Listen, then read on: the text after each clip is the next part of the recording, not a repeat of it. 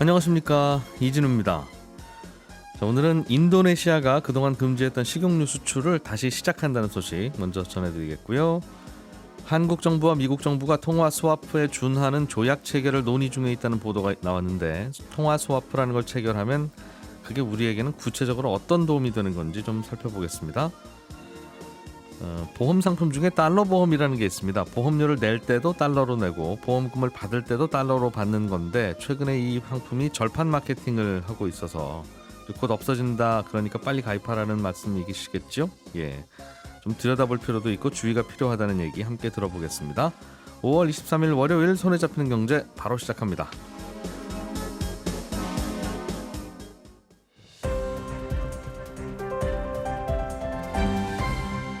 이진우의 손에 잡히는 경제. 네, 오늘도 김현우 소장, 박세훈 작가, 그리고 한국경제신문 나수지 기자, 이렇게 세 분과 함께 경제 뉴스들 정리해 보겠습니다. 어서 오세요. 네, 안녕하세요. 박 작가님께서 준비해 오신 소식을 먼저 들어보죠. 네. 식용유. 네. 그동안 뭐 사재기가 있다, 식용유 구하기가 어렵다, 사실은 안 그렇다, 뭐 여러 가지 말들이 있었는데 네. 인도네시아가 식용유 수출을 다시 하기로 했네요. 원래 인도네시아가 식용유 수출 갑자기 중단하는 바람에 일어난 일이죠. 그렇습니다. 국제 팜유 가격이 그래서 올랐던 건데 오늘도 수출을 다시 하기로 했습니다. 인도네시아 국내 식용유 가격이 내리기도 했고요. 수출을 금지했더니 식용유 제조 회사들이 팜 열매를 안 사가는 바람에 팜 농가 농민들의 수입이 끊기면서 반발이 꽤 심해졌거든요. 예. 그리고 무역 수지 흑자폭도 줄 것 같으니까 다시 수출을 하기로 한 겁니다. 인도네시아의 대용량 식용유 수요가 얼마인가 봤더니 월 19만 톤 정도인데 수출 금지하기 전에 봤더니 공급량이 6만 톤이었어요. 근데 수출 금지 후에 보니까 공급량이 21만 톤으로 다시 확 늘었습니다. 그게 무슨 말입니까? 수출을 금지한 후에 공급량이 어디에 공급하는 공급량이에요? 국내예요. 인도네시아 국내? 네. 그러니까 수출을 안 하니까 내수용으로 내수로 풀린 게 풀리니까. 그렇다는 거죠. 예. 그동안 수출을 많이 하다가 수출 금지했더니 알겠습니다. 다시 국내 공급량이 늘었다라는 겁니다. 예. 최근에 인도네시아가 수출하는 식용유 팜유 요 국제 가격이 많이 올랐는데 수출을 다시 허용한다고 하니까 가격이 좀 떨어지지 않겠느냐라는 예상은 나오지만 또 조금 더 지켜봐야 할 건 뭐냐면요. 인도네시아 정부가 수출을 완전히 자유롭게 다 할 수 있게 한 건 아니고 국내에서 쓸 양을 정해뒀습니다. 이 정도는 무조건 국내에서 쓰게끔 해라. 그리고 그 양이 충족이 되면 남는 물량을 수출해라 라는 겁니다. 그래서 여전히 수출량은 좀 제한적일 것 같긴 한데, 다만 주로 이제 말레이시아산 팜유를 사용해온 우리나라 라면 제과 기업들 입장에서는 인도네시아 팜유 수출이 장기화되면 말레이시아산 팜유로 수요가 쏠릴 거고, 그러면 그쪽 가격이 오를 거라는 우려가 있었는데, 그래도 어느 정도 인도네시아 팜유 수출이 다시 되는 거라서 한시름은 좀 덜 것 같다라는 얘기가 나옵니다. 우리가 꼭 인도네시아에서 주로 사온 건 아니지만 네. 거기서 수출 금지가 계속되면 그 불똥이 튈 수도 있었을 것 같은데. 네. 알겠습니다. 좋은 소식인가요? 좋은 그렇습니다. 소식이죠? 예. 네. 계란 후라이 같은 거 할 때 식용유 얼마 안 남으면 참 짜증 나잖아요, 그죠? 좀 사다 놓을 걸 좀. 예, 그 생각 얼핏 나서. 자영업 하시는 분들, 특히 식당 하시는 분들 걱정 많으셨을 텐데 네. 이번 기회로 잘 풀렸으면 좋겠네요. 나수지 기자님. 네. 바이든 대통령 방한을 계기로 한국과 미국이 통화 스와프 비슷한 거를 다시 맺을 수 있다. 네. 이런 이야기가 나오고 있어요. 네, 맞습니다. 일단은 통화 스와프라는 게 정확히 어떤 건지부터 좀 설명을 해주세요. 네. 이 통화 스와프는 특정 기간 그리고 규모를 정해서 요 기간 동안에는 미리 약속한 환율에 따라서 서로 화폐를 바꿔주자, 이렇게 계약을 하는 겁니다. 그러니까 예를 들어서 한미 통화 스와프다 이러면 한국 중앙은행이랑 미국 중앙은행이 미리 얼마의 환율로 서로 돈을 바꿔줄지를 정하고요. 그 뒤에 환율이 어떻게 움직이든 그 환율에 서로 돈을 바꿔주는 거죠. 대신 약간의 이자는 받고요. 그래서 통화 스와프를 설명할 때 그냥 쉽게 말할 때 흔히 외화 마이너스 통장을 뚫은 거다, 뭐 이런 비유를 많이 하는데요. 그래서 한국 입장에서는 뭐 달러를 많이 쌓아둘수록 위기 때 꺼내 쓸 수 있어서 좋은데, 근데 이 통화 스와프를 체결하면 우리가 실제 달러를 많이 들고 있지 않아도 네. 마치 마이너스 통장처럼 언제든 융통할 수 있는 달러가 생기는 셈이라서 완전만 같은 역할을 한다라고 보시면 됩니다. 예. 그래서 그동안 달러 스와프를 미국이랑 한국이 체결을 한 게, 통화 스와프를 체결한 게 2008년 글로벌 금융위기 그리고 2020년 코로나 위기, 뭐 이렇게 두 번이었는데, 한국 입장에서는 위기 때 미국의 달러 우산 아래에 들어갈 수 있으니까 좋고, 뭐 미국 입장에서는 이렇게 다른 나라들이 위기 때 갑자기 달러가 부족해져서 뭐 미국 국채를 내다 팔아버린다든지 뭐 금융시장에 혼란이 있을 수 있으니까 네. 이거를 좀 사전에 막는다는 의미에서 한국뿐만 아니라 위기 때 다른 여러 나라들과 통화 스와프를 맺어왔고 그리고 우리나라랑은 마지막 통화 스와프가 지난해 말로 끝났습니다. 예. 근데 최근에 원달러 환율이 굉장히 가파르게 뛰었잖아요. 음흠. 그러니까 우리나라에서도 좀 환율을 안정시키기 위해서라도 다시 통화 스와프를 맺으면 좋겠다 이런 이야기들이 나왔고 근데 마침 바이든 대통령이 방한을 해서 정상회담을 하니까 한국 정부도 이 통화 스와프에 준하는 논의를 좀 하고 있다 이렇게 발표를 한 상황입니다. 쉽게 말하면 한국이 달러 부족해서 어려울 때 미국이 달러 찍어서 보내드릴게요라고 하는 약속을 네, 그렇습니다. 하는 거 그걸 이제 통화 스와프라고 하는 모양이에요. 이걸 하면 환율이 오를 때 안정되는 데 도움이 좀 됩니까? 네, 이 과거 사례를 보면요. 실제 환율이 안정되는데 도움이 되긴 됐습니다.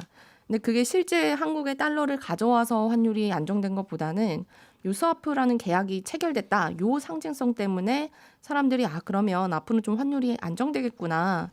요런 기대를 가지면서 환율이 떨어진 측면이 컸습니다. 예. 그러니까 예를 들어서 미국과 처음으로 통화 스와프 맺은 게 2008년 글로벌 위기 금융위기 당시였는데 이 맺은 날이 10월 30일이었어요. 근데 이 전날의 원달러 환율이 1,430원 가까이 갔습니다. 근데 통화 스와프 맺었다는 소식이 전해지니까 바로 다음날 환율이 170원 넘게 떨어집니다. 하루 만에. 예. 네, 그러니까 계약만 맺었는데 바로 환율이 안정된 효과가 있었던 거고 코로나 때도 마찬가지로 통화 스와프 소식이 전해지니까 한 1,300원 가까웠던 환율이 다음날 40원 가까이 떨어졌거든요. 효과는 꽤 있다는 뜻이네요. 그렇습니다. 그러니까 계약을 체결했다는 그 상징성만으로도 효과가 있는 거고 그러면 실제로 돈을 통화 스와프로 우리가 가져다 쓰기는 했냐 이걸 살펴보면 2008년에 통화 스와프 맺은 규모가 300억 달러였거든요. 근데 그 마이너스 통장을 이렇게 뚫어두고 우리가 실제로 가져온 돈을 보면 한 100억 달러 정도였습니다. 근데 이게 그렇게 크지 않았던 게 이 당시 하루의 외환 거래 규모가 한 300억 달러 정도 됐거든요.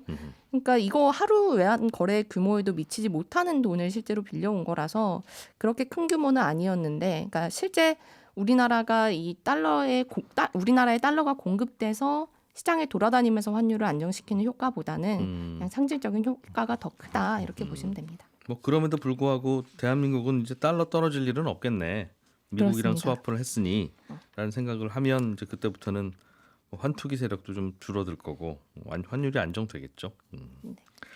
우리 입장에서는 좋은 것 같긴 한데 문제는 그냥 통화 스와프가 아니라 통화 스와프에 준하는 네.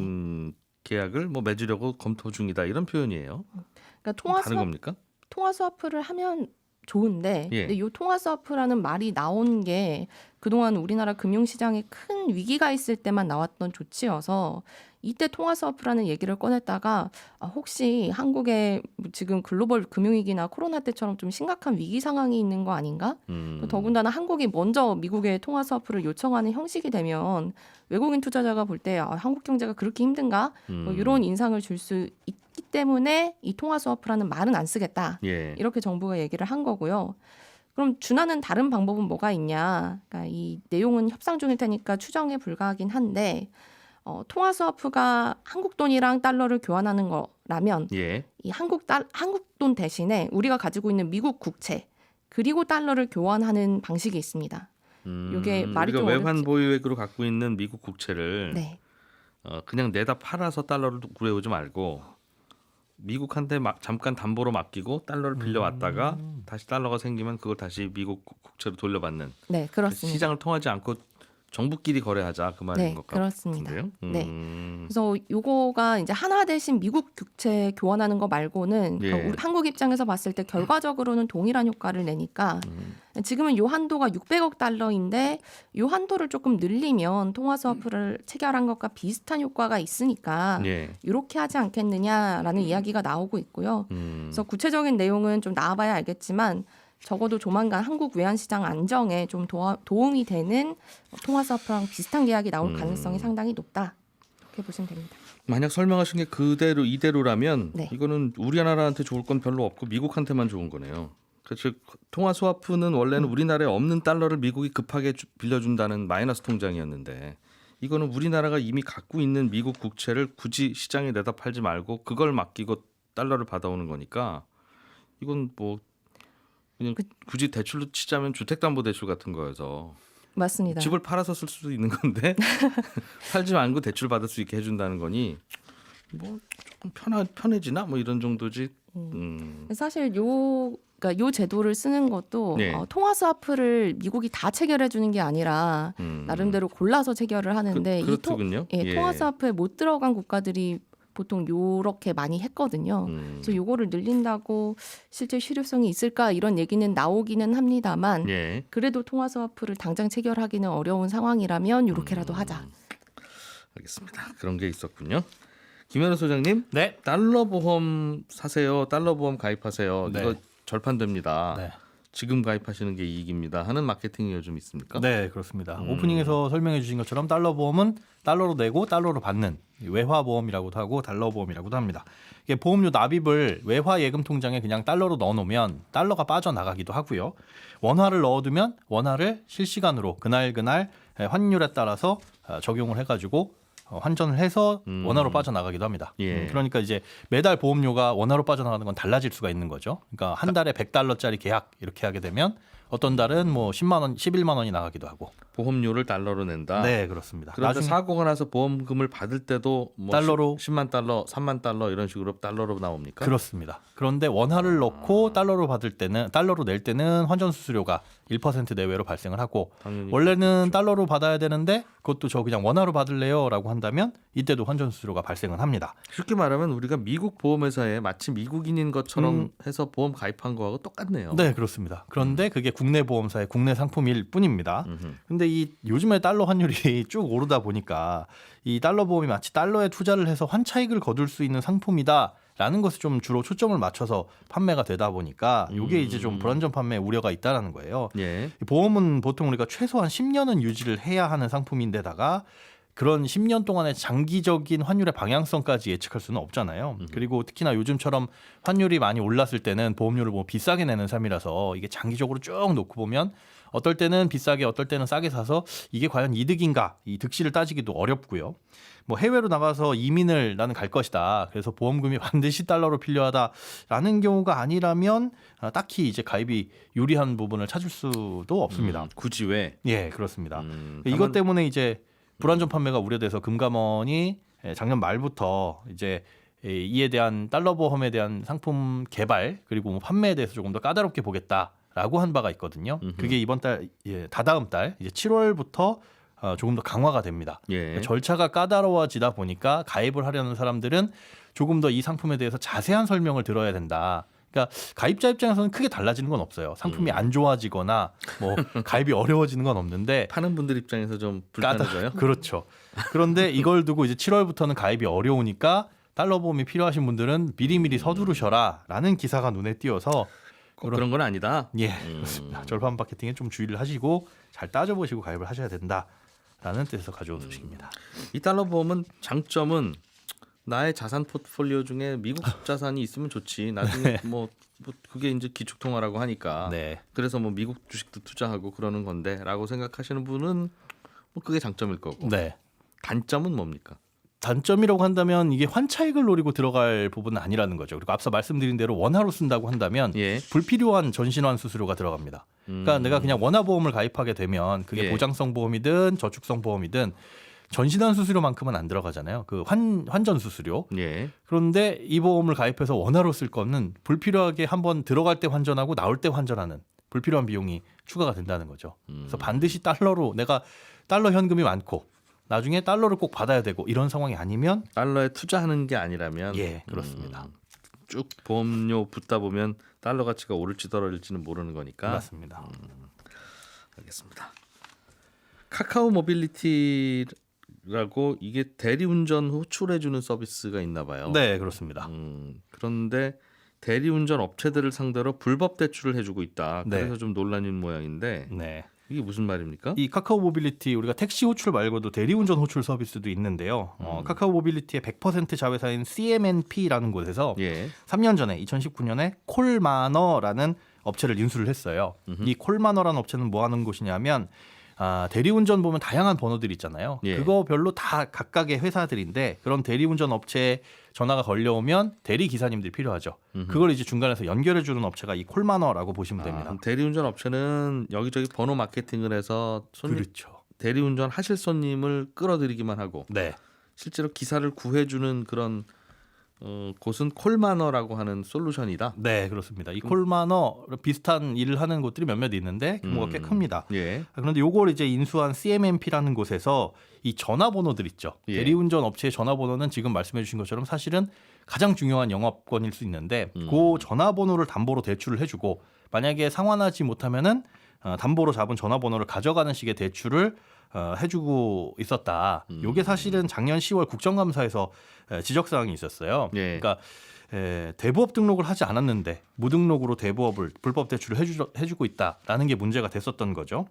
그런데 그 이후에 중소벤처기업부에서는 이건 대출과 관련해서는 중기부소관이 아니다라고 해서 따로 뭐 추가 조사는 없었고요. 예. 금융위원회도 사실은 등록된 대부 업체만 관리 감독을 하게 되어 있는 거지 등록하지 않은 뭐 불법 대부업에 대해서는 관리 감독할 수 있는 법적인 근거가 없거든요. 그러다 보니까 그 어디에서도 사실은 관리 감독이나 조사를 추가적으로 하지 않아서 그대로 방치된 상태였어요. 한 6개월 정도가 지났는데 국정감사 이후에 추가적인 대출을 해줬는지 아니면 뭐 금리와 상환 조건이 어떤지 이게 공식적으로 공개된 건 뭐 관리가 안 되고 있다. 예, 없습니다. 없었는데 기존에 있었던 담보대출은 유지를 하고 있다. 그대로 유지되고 있다라는 것으로 확인이 되고 있어요. 이게 왜 대출을 받는 거예요? 이 대리운전 업체들은 대리운전이라고 하는 게 손님에게 대리 기사님 보내드리고 네, 손님이 내는 돈을 본인들이 받을 텐데. 네네 그렇습니다.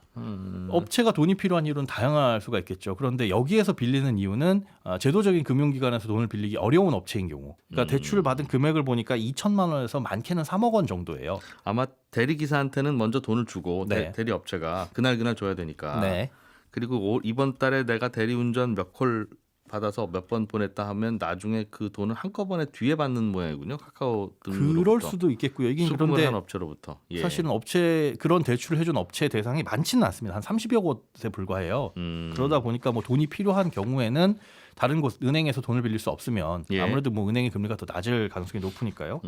그러지 못하면 이제 어디선가에서 돈을 빌려야 되는데 이 전화번호라는 게 굉장히 중요한 어떤 영업수단, 영업권임에도 불구하고 그것을 인정을 받지를 못하잖아요. 담보 가치로. 그런데 여기에서만큼은 담보 가치로 인정을 받고 해주니까. 예, 해주니까 이쪽에서 빌리지 않았느냐. 그런데 이를 두고 이제 대부업이 불법 대부업이다라고 해서 바로 중단을 하라라고 한다면 지금 길게는 2025년 10월까지 만기가 있는 대출들이 있는데 이걸 이제 상환하라고 요구를 할 것이고. 대부업 등록을 하면 되네요. 그럼 이 카카오가. 네, 그런데 예, 사실은 사실은 아무 문제 없네요. 대부업 등록을 할 생각이 없는 것 같습니다. 국정감사에서도 이런 것에 대한 재발 방지를 약속했었고, 예. 그리고 이로 인해서 나간 대출이 23억 원 정도거든요. 그러니까 큰 규모는 아니다 보니까 그걸로 돈 벌 생각은 없습니다. 그거 안 할 거예요라고 하는데 추가적인 대부업 등록을 그래서 미루고 있는 건지 관리하는 곳이 없다 보니까 여기는 또 대리운전 전화번호로 광고하면서 손님 끌어오는 업체들이 많을수록 네, 이 콜마너라고 하는 솔루션이 더 파워풀해지니까 그렇죠. 대리운전 하겠다는 기사 입장에서는 어디 가면 콜이 많은 거야 진짜 콜마너 그래서 그런가? 어쨌든 그럴 거 아니겠습니까? 네, 여기 그렇습니다. 경쟁이니까 회사가 망하면 또 안 될 테니 그런 뒷거래가 있었군요. 박 작가님, 네, 호주 총선에서 집권 여당이 바뀌었습니까? 그렇습니다. 주말에 치러진 총선에서 노동당이 이제 집권당이 됐습니다. 8년 9개월 만에 교체가 된 거고요. 이 뉴스를 전 세계가 관심 있게 본 이유는 호주가 그럼 앞으로 중국 정부를 어떻게 대할 것이냐 하는 점 때문이었거든요. 네. 정권 교체 되기 전에는 호주하고 중국하고 아주 강하게 싸우고 있는 상황이었잖아요. 그래서 석탄 수입출을 하네 안 하네, 랍스터가 들어가네 안 하네, 와인을 하네 안 하네. 그러다 보니까 우리나라에 들어오는 호주산 와인이 좀 싸지기도 하고 그랬었는데 예. 노동당 같은 경우가 1972년에 호주하고 중국이 수교할 당시에 집권당이었거든요. 그리고 경제적인 측면에서는 중국과의 협력을 강조해 왔습니다. 예. 그러다 보니까 이제 그럼 앞으로 경제적인 측면에서 중국과 가까워지느냐 이게 관심이었는데 일단 당장은 호주 국민들 사이에서 중국에 대한 경계심이 높다 보니까 바로 이제 친해질 것 같지는 않고 외교안보 정책에서는 약간 좀 중국하고 싸우는 노선을 취하되 경제적인 측면에서는 다양한 관계 개선을 시도하지 않겠느냐라는 분석이 나오는 그런 뉴스였습니다. 분석도 좀 어정쩡하네요. 그러니까 어떻게 될지 우리는 모르겠다. 모릅니다. 그런데 바뀌었다 호주에서. 네, 일단은 좀 보자라는 겁니다. 중국은 기준금리를 이번에 살짝 내렸군요. 그렇습니다. 음. 기준금리가 있고 LPR이라는 대출 우대 금리가 있는데 이게 이게 사실상 기준금리 역할을 합니다. 예. 근데 1년 만기는 그대로 두고요. 5년 만기 대출 금리를 살짝 내렸거든요. 5년 만기만 내린 거는 최근에 상황이 좀 안 좋은 부동산 시장을 좀 살려보자라는 중국의 겁니다. 부동산 시장. 그렇습니다. 중국의 예. 부동산 시장을 살리려는 거는 중국 경기가 생각보다 지금 굉장히 안 좋거든요. 그래서 올해 전체 성장률이 좀 떨어질 거라는 얘기가 나오는데 네.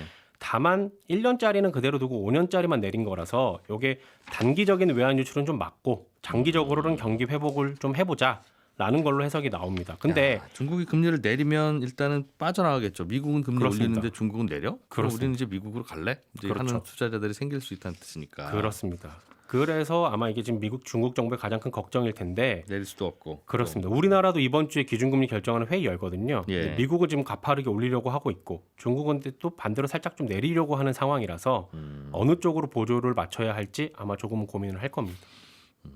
다들 전 세계 모든 나라가 미국처럼 경기가 좋기만 하면 뭐 네. 금리 올려도 아무 문제가 없는데 네. 미국은 나름 좋으니까 올리는 거고 네. 다른 나라들은 굳이 따라가야 되면 참 쉽지 않겠죠. 그렇죠. 일본도 일본하고 유럽은 지금도 안 올리고 있고요. 계속 제로 금리인데 그렇습니다. 거기다 올려야 될지 고민을 하는 것 같더군요. 그렇습니다. 우리나라가 이번 주에 금통위가 있죠. 네, 목요일에 있습니다. 그때도 올리긴 올릴 것 같다는 네. 게 시장의 예상인 모양이에요. 그렇습니다. 두 걸음을 한꺼번에 올린다는 얘기도 있긴 하던데 0.5% 포인트. 어떻게 될까요? 그렇게 못 갈 것 같습니다. 예, 저는 11시 5분에 이어지는 손에 잡히는 경제 플러스에서 또 인사드리겠습니다. 고맙습니다. 이진우였습니다.